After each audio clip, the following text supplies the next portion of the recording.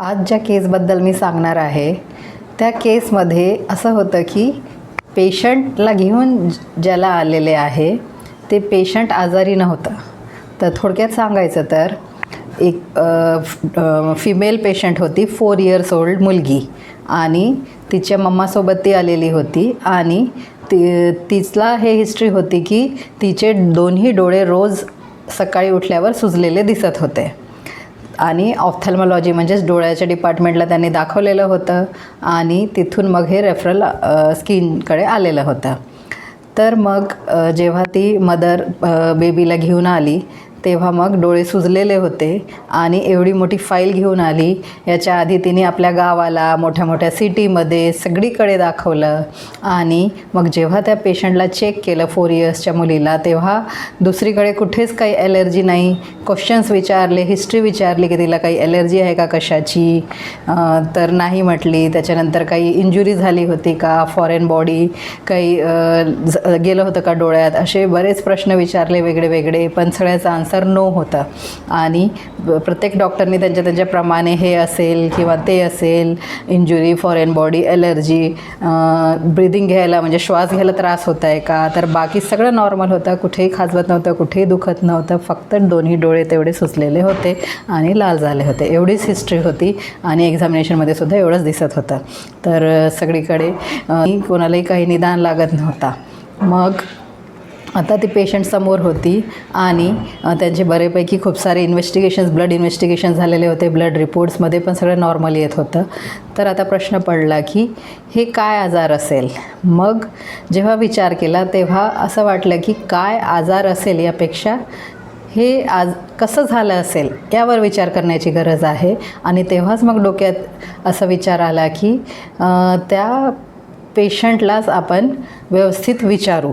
मग आम्ही त्या पेशंटला कॉन्फिडन्समध्ये घेऊन व्यवस्थित हिस्ट्री विचारली आणि म्हटलं की चला आज आपण हिला काही ट्रीटमेंट देण्यापेक्षा किंवा मग पुढे काही इन्व्हेस्टिगेशन्स, ब्लड टेस्ट करण्यापेक्षा आपण तिला म्हटलं की आज आपण तुला ॲडमिट करू, 2-4 दिवस बघू.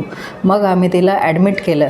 त्या मदरच्या प्रमाणे की रात्रीच हे होत होतं, दोन्ही डोळे सुजायचे रात्री आणि सकाळी उठल्यावर एवढं जास्त व्हायचं की तिला डोळे पण उघडता येत नव्हते त्या 4 वर्षाच्या मुलीला.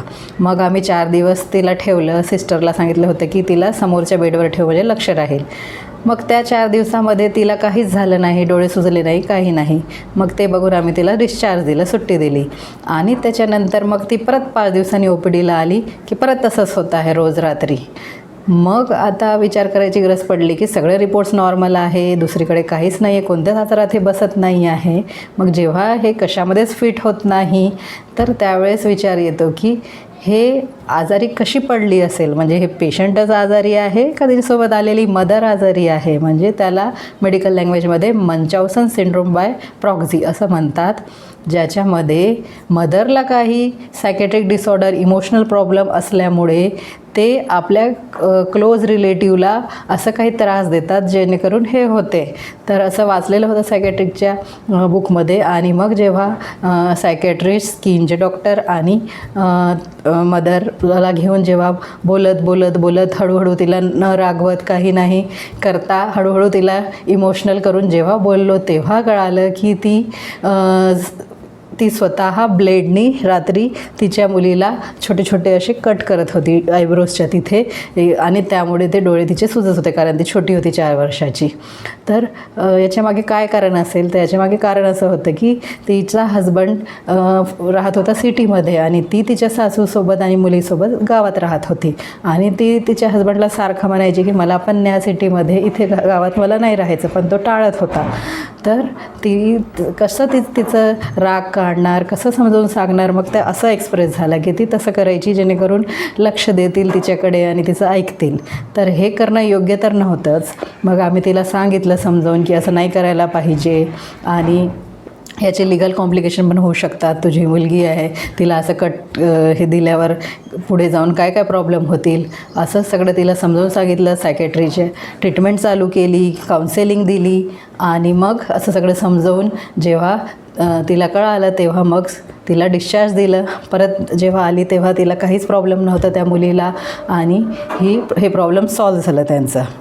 तर हे केस एकदम युनिक होतं. याच्यामधून आपल्याला हेच कळतं की अजून रिपोर्ट्स करा, अजून इन्व्हेस्टिगेशन करा, याच्यापेक्षा यावेळेस आपल्याला पूर्ण पिक्चर बघायची गरज पडली होती. म्हणजे हे का होत असेल बाळाला, आणि असं मग असं लक्षात आलं की हे इमोशनल प्रॉब्लेम, सायकॅट्रिक प्रॉब्लेम होतं आणि त्याच्यामुळे ते वारंवार त्याचे डोळे सुजत होते.